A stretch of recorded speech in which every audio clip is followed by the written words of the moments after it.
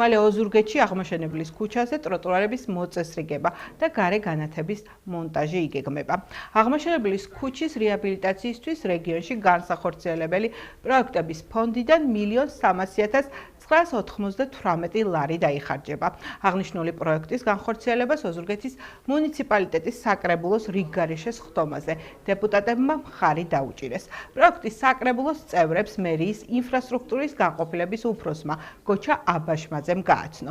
საკრებულოზე გადანილი იყო საკითხი რეგიონში განსახორციელებელი პროექტი და დასაფინანსებელი პროექტი, რომელიც უნდა განხორციელდეს, რა თქმა უნდა, ოზურგეთის მუნიციპალიტეტის ტერიტორიაზე და ეს პროექტი არის აღმაშენებლის ქუჩაზე, განათებისა და ტროტუარების კეთილმოწყობა, რომლის ღირებულებაც არის 1.300.998 ლარი. ჯერჯერობით უცნობია პროექტის განხორციელების ვადები.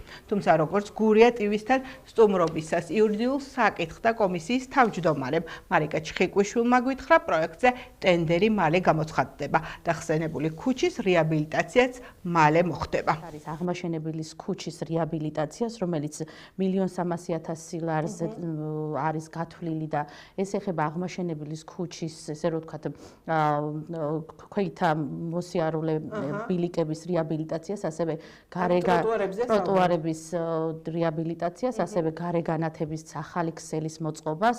ეს არის ძალიან მნიშვნელოვანი პროექტი, რადგანაც წლების განმავლობაში მოსახლეობისთვის ეს იყო დიდი პრობლემა.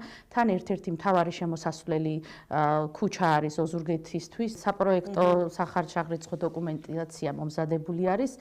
უკვე არის ტენდერის გამოცხადების ეტაპზე, გამოვლინდება გამარჯვებული და ამის შემდგომ უკვე დაიწყება აღნიშნული ქუჩის სრული რეაბილიტაცია.